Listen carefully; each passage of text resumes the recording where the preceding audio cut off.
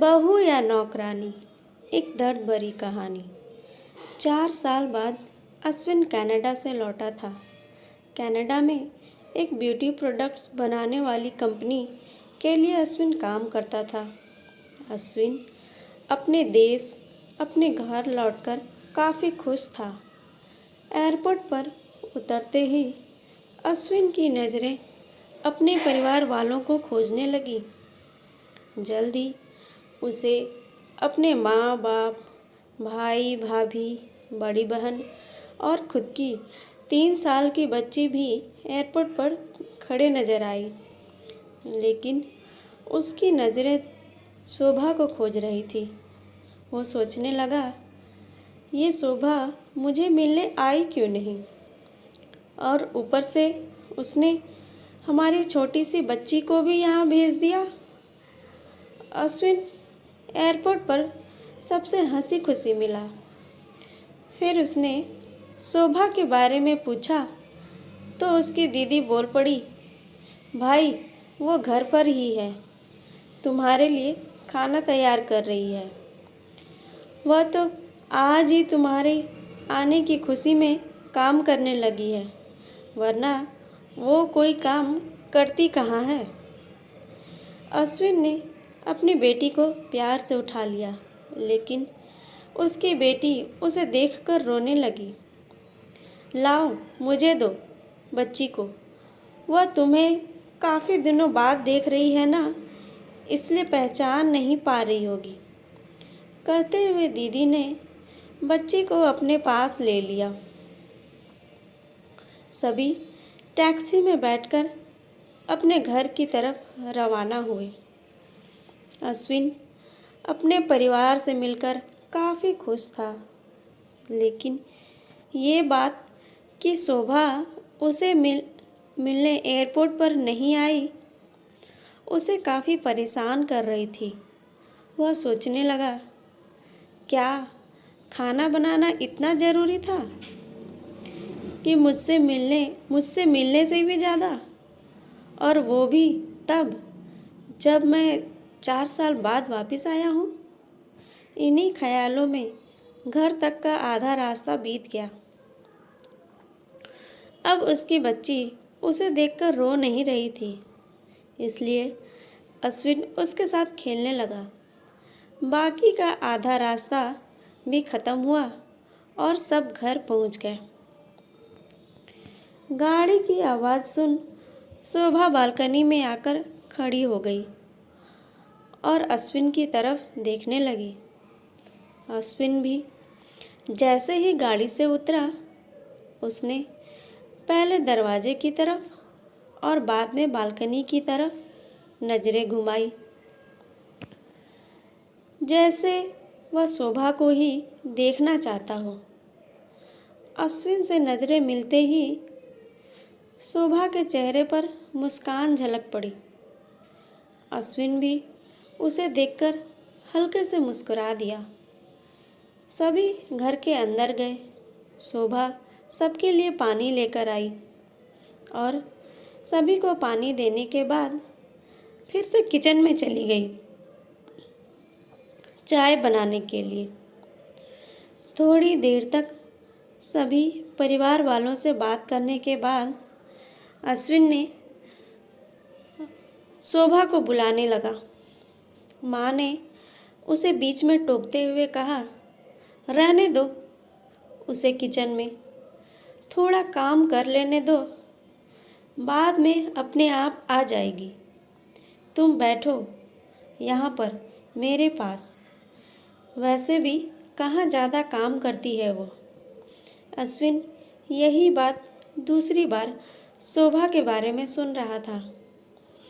अब उसने सोचा कि मेरे परिवार वाले मुझसे झूठ थोड़ी बोलेंगे। हर दिन नहीं होता होगा उसको इतना काम, आज थोड़ा है, करने देते हैं, मैं बाद में उससे बात कर लूँगा। अश्विन अपने परिवार वालों से बातचीत में मगन हो गया।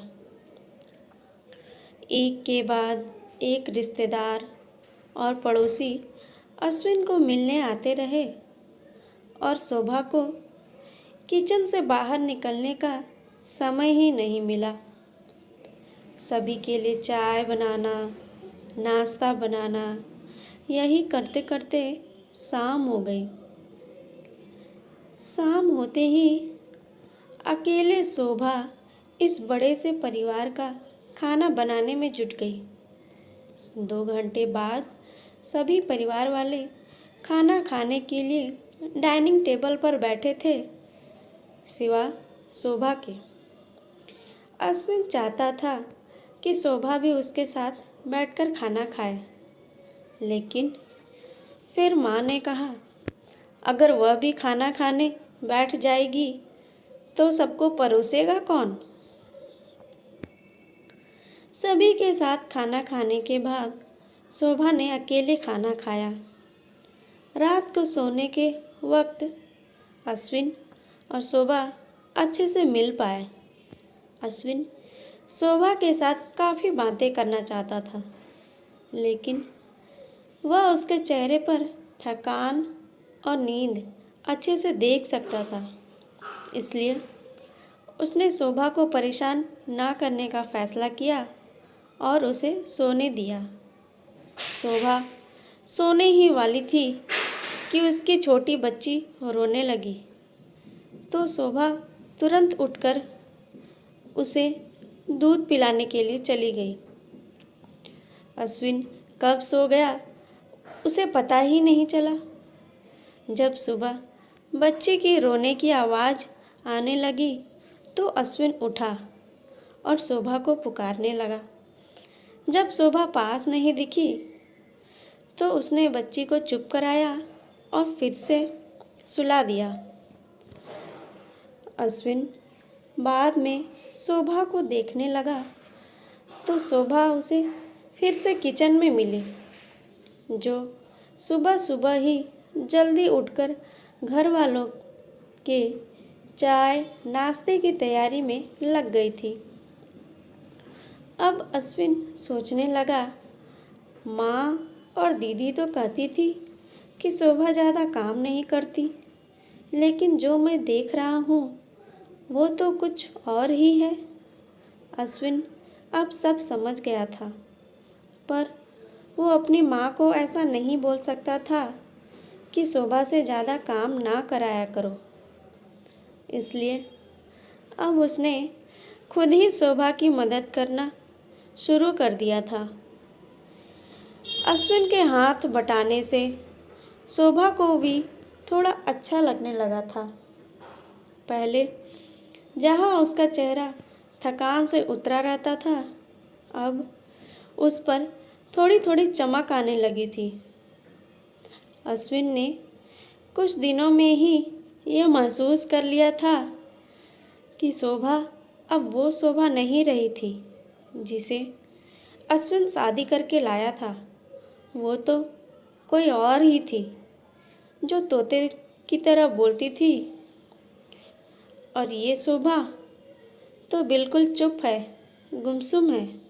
ऐसा लगता है जैसे किसी के दबाव में हो, किसी डर की वजह से सहमी हो। अश्विन शोभा को उसके काम में और ज़्यादा मदद करने लगा। अश्विन का ऐसा व्यवहार अब घर वालों को खटकने लगा। घर के सभी बड़ों और इसकी दीदी ने मिलकर अश्विन को समझाया कि तुम अपनी बीवी की मदद करते हो, उससे हमें कोई एतराज़ नहीं है, लेकिन तुम्हें भी एक हद तक ही ऐसा करना चाहिए। जब तक कोई तुम्हें ऐसा करता ना देख रहा हो तब तक सब ठीक है, लेकिन जब कोई तुम्हें बीवी के होते हुए बर्तन धोते देखे तो वो अच्छा थोड़ी ही लगता है। और सोचो, आगे चलकर शोभा को तुम्हारे हेल्प की आदत पड़ गई तो तुम्हारा अपना काम में ध्यान लगाना मुश्किल हो जाएगा। अश्विन हमेशा से ही अपने परिवार वालों की बात मानता आया था। जिस तरह से सबने अश्विन को समझाया था अश्विन भी उनकी बातों में आ गया। अब अश्विन शोभा की मदद करने से कतराता था। कभी कभी कभार वह बच्ची के लिए दूध गर्म कर लिया करता, उससे ज़्यादा कुछ नहीं। घर वालों ने अश्विन को विदेश जाने से मना कर दिया और कहा कि यहीं पर कुछ काम कर लो। अश्विन ने अब घर से ही ब्यूटी प्रोडक्ट्स ऑनलाइन बेचना शुरू कर दिया। उसका परिवार भी बढ़ गया। अब जितना अश्विन कमाता था उतना सबके लिए काफ़ी ना था। कई साल ऐसे ही बीत गए। शोभा घर का काम और बाद में बाहर का काम करके पहले से भी ज़्यादा थकी थकी रहने लगी। परिवार वालों की अश्विन के दिमाग में डाली बातें अभी भी उस पर असर करती थी। वह अब भी शोभा का हाथ ना बटाया करता। एक बार अश्विन बहुत ज़्यादा बीमार हो गया। इतना बीमार हो गया कि उसे अस्पताल में भर्ती करवाना पड़ा। अस्पताल में अश्विन के पास सिर्फ शोभा ही थी और कोई नहीं। इतना बीमार होने के बाद भी उसके परिवार वाले सिर्फ उससे मिलकर वापस अपने घर चले गए। उसका सहारा बनने के लिए, उसकी तकलीफ़ बांटने के लिए कोई भी उसके साथ नहीं था। बिस्तर पर पड़े और शारीरिक तकलीफ़ से गुजर रहे अश्विन को अपनों का ऐसा व्यवहार बहुत तकलीफ़ दे रहा था। फिर भी वह सोचता कि उसने भी तो शोभा के साथ जिंदगी भर यही किया है। क्या वह शोभा का जीवन साथी सिर्फ नाम का ही नहीं था? जब भी साथ देने की बारी आती थी तो उसने दूसरे के बहकावे में आकर उससे किनारा कर लिया था। यहाँ तक कि शोभा के खुद अपने मुंह से कहने के बाद भी उसकी तकलीफ़ को वो नज़रअंदाज करता आया था। अश्विन को अब अपना दर्द शोभा के दर्द के आगे मामूली सा लगने लगा। उसके दर्द को ना बांटकर उसने बहुत बड़ा गुनाह किया हो, ऐसा उसे लगने लगा। पश्चाताप के आंसू अश्विन की आंखों से बहने लगे। उसने अपनी सारी गलतियों और गुनाहों के लिए शोभा से माफ़ी भी मांगी। दोस्तों, जीवन साथी का मतलब होता है जीवन के हर उतार चढ़ाव में, जीवन के हर मोड़ में जो साथ दे। साथ होने और साथ देने में उतना ही फ़र्क होता है जितना सिर्फ वादा करने में और सचमुच वादा निभाने में। आशा करती हूँ आपको ये कहानी पसंद आई होगी।